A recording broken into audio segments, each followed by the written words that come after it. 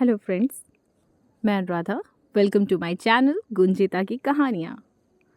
तो आज मैं सुनाने जा रही हूँ आप सबको कामता प्रसाद की लिखी कहानी लाख की चूड़ियाँ। चलिए शुरू करते हैं। सारे गांव में बदलू मुझे सबसे अच्छा आदमी लगता था, क्योंकि वह मुझे सुंदर सुंदर लाख की गोलियाँ बना कर देता था। मुझे अपने मामा के गांव जाने का सबसे बड़ा चाव यही था कि जब मैं वहाँ से लौटता था तो मेरे पास ढेर सारी गोलियां होती, रंग बिरंगी गोलियां जो किसी भी बच्चे का मन मोह ले। वैसे तो मेरे मामा के गांव का होने के कारण मुझे बदलू को बदलू मामा कहना चाहिए था, परंतु मैं उसे बदलू मामा ना कहकर बदलू काका कहा करता था, जैसा कि गांव के सभी बच्चे उसे कहा करते थे। बदलू का मकान कुछ ऊंची पर था। मकान के सामने बड़ा सा सहन था जिसमें एक पुराना नीम का वृक्ष लगा था। उसी के नीचे बैठकर बदलू अपना काम किया करता था। बगल में भट्टी दहकती रहती जिसमें वह लाख पिघलाया करता। सामने एक लकड़ी की चौखट पड़ी रहती जिस पर लाख के मुलायम होने पर वह उन्हें सलाख के समान पतला करके चूड़ी का आकार देता था। पास में 4-6 विभिन्न आकार के बेलनानुमा मुंगेरियां रखी रहती जो आगे से कुछ पतली और पीछे से मोटी होती। लाख की चूड़ी का आकार देकर वह उन्हें मुंगेरियों पर चढ़ाकर गोल और चिकना बनाता और तब एक एक कर पूरे हाथ की चूड़ियां बना चुकने के पश्चात वह उन पर रंग करता। बदलू का यह कार्य सदा ही एक मचिए पर बैठकर किया करता था जो बहुत ही पुरानी थी। बगल में ही उसका हुक्का रखा रहता जिसे वह बीच बीच में पीता रहता। गांव में मेरा दोपहर का समय अधिकतर बदलू के पास बीतता। वह मुझे लला कहा करता और मेरे पहुंचते ही मेरे लिए तुरंत एक मचिया मंगा देता। मैं घंटों बैठे बैठे उसे इस प्रकार चूड़ियाँ बनाते देखता रहता। लगभग रोज ही वह 4-6 जोड़े चूड़ियाँ बनाता। पूरा जोड़ा बना लेने पर वह उसे बेलन पर चढ़ाकर कुछ क्षण चुपचाप देखता रहता, मानो वह बेलन ना होकर किसी नववधू की कलाई हो। बदलू मणिहार था। चूड़ियाँ बनाना उसका पैतृक पेशा था और वास्तव में वो बहुत ही सुंदर चूड़ियाँ बनाता था। उसकी बनाई हुई चूड़ियों की खपत भी बहुत थी। उस गांव में तो सभी स्त्रियां उसकी बनाई हुई चूड़ियाँ पहनती ही थीं। आसपास के गांव के लोग भी उससे चूड़ियाँ ले जाते थे, परंतु वह कभी भी चूड़ियों को पैसे से न बेचता था। उसका अभी तक वस्तु विनिमय का तरीका था और लोग अनाज के बदले उससे चूड़ियाँ ले जाते थे। बदलू स्वभाव में बहुत सीधा था।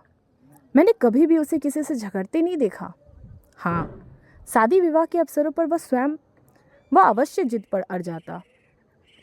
जीवन भर चाहे कोई उससे मुफ्त चूड़ियाँ ले जाए, परंतु विवाह के अवसर पर वह सारी कसर निकाल लेता था। आखिर सुहाग के जोड़े का महत्व ही और होता है। मुझे याद है, मेरे मामा के यहाँ किसी लड़की के विवाह पर जरा सी किसी बात पर बिगड़ गया था। फिर उसको मनाने में लोहे लग गए थे। विवाह के इसी जोड़े का मूल्य इतना बढ़ जाता कि उसके लिए उसकी घरवाली के सारे वस्त्र मिलते, ढेरों अनाज मिलता, उसको अपने लिए पगड़ी मिलती और रुपया जो मिलता वो अलग। यदि संसार में बदलू को किसी बात से चिढ़ थी तो वह थी कांच की चूड़ियों से। यदि किसी भी स्त्री के हाथ में उसे कांच की चूड़ियाँ दिख जाती तो वह अंदर ही अंदर कुढ़ उठता और कभी कभी तो 2-4 बातें भी सुना देता। मुझसे तो वह घंटे बातों किया करता। कभी मेरी पढ़ाई के बारे में पूछता, कभी मेरे घर के बारे में और कभी यूं ही शहर के जीवन के बारे में। मैं उससे कहता कि शहर में सब कांच की चूड़ियाँ पहनते हैं, तो वह उत्तर देता, शहर की बात और है लला, वहाँ तो सभी कुछ होता है। वहाँ तो औरतें अपने मर्द का हाथ पकड़कर सड़कों पर भी घूमती है और फिर उनकी नाजुक कलाइयाँ भी तो होती हैं। लाख की चूड़ियाँ पहने तो मोच ना आ जाए। कभी कभी बदलू मेरी अच्छी खासी खातिर भी करता। जिन दिनों उसकी गाय दूध होता वह सदा मेरे लिए मलाई बचा कर रखता और आम की फसल में तो मैं रोज ही उसके यहाँ 2-4 आम खा आता। परंतु इस सब बातों के अतिरिक्त जिस कारण वह मुझे अच्छा लगता था वह यह था कि लगभग रोज ही वह मेरे लिए 1-2 गोलियां बना देता। मैं बहुधा हर गर्मी की छुट्टी में अपने मामा के यहाँ चला जाता और एक आध महीने वहाँ रहकर स्कूल खुलने के समय तक वापस आ जाता। परंतु 2-3 बार ही मैंने अपने मामा के यहाँ गया होऊंगा, तभी मेरे पिता की एक दूर के शहर में बदली हो गई और एक लंबी अवधि तक मैं अपने मामा के गांव न जा सका। लगभग 8-10 वर्षों के बाद जब मैं वहाँ गया तो इतना बड़ा हो चुका था कि लाख की गोलियों में मेरी रुचि नहीं रह गई। अतः गांव में होते हुए भी कई दिनों तक मुझे बदलू का ध्यान न आया। इस बीच मैंने देखा कि गांव में लगभग सभी स्त्रियां कांच की चूड़ियां पहने हैं। विरले ही हाथों में मैंने लाख की चूड़ियां देखी। तब एक दिन सहसा मुझे बदलू का ध्यान हो आया।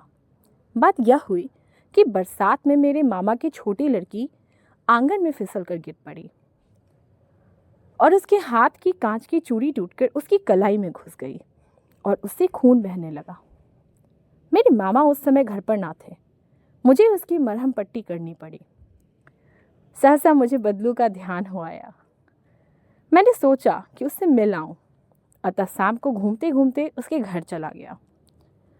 बदलू वही चबूतरे पर नीम के नीचे बैठा एक खाट पर लेटा था। नमस्ते बदलू काका, मैंने कहा। नमस्ते भैया, उसने मेरे नमस्ते का उत्तर दिया और उठकर खाट पर बैठ गया।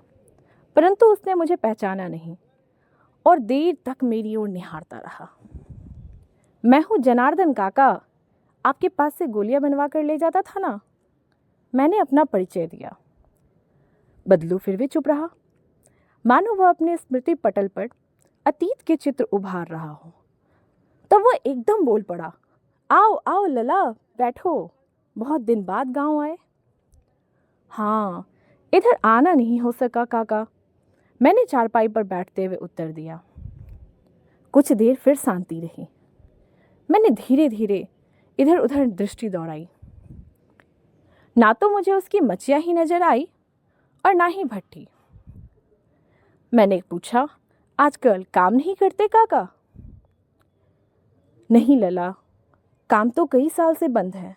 मेरी बनाई हुई चूड़ियां कोई पूछे तब तो। गांव गांव में कांच का प्रचार हो गया है।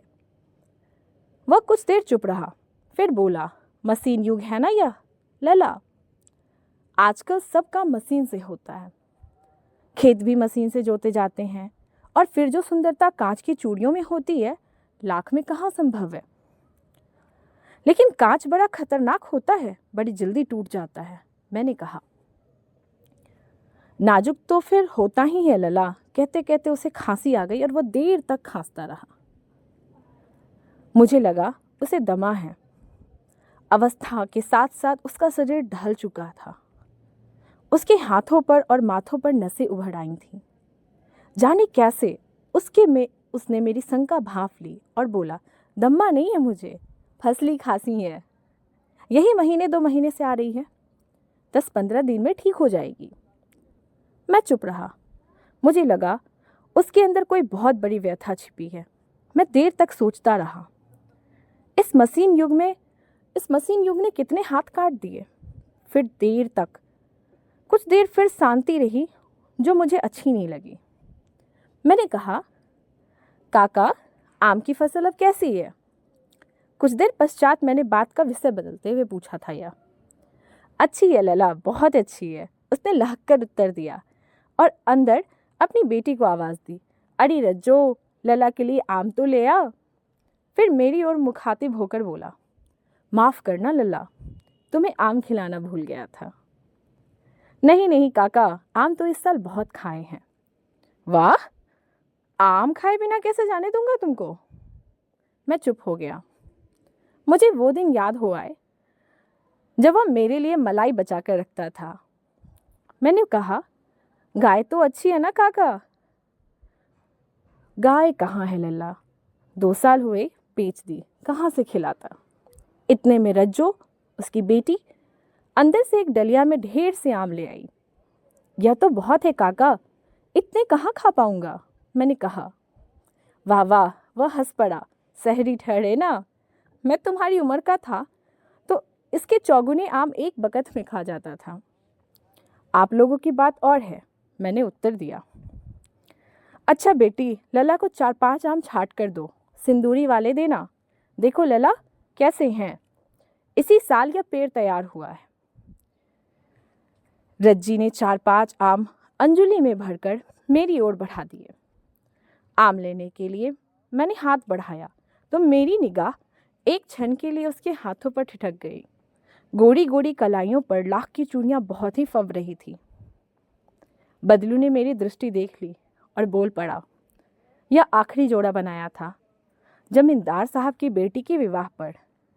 10 आने पैसे मुझको दे रहे थे, मैंने जोड़ा नहीं दिया, कहा शहर से ले आओ।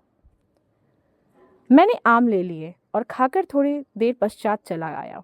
मुझे प्रसन्नता हुई कि बदलू ने हार कर भी हार नहीं मानी थी। उसका व्यक्तित्व कांच की चूड़ियों जैसा ना था कि आसानी से टूट जाए। Thank you friends. तो आप लोगों को ये कहानी कैसी लगी हमें कमेंट करके ज़रूर बताइएगा और मेरे इस चैनल को लाइक और सब्सक्राइब कर दें। Thank you.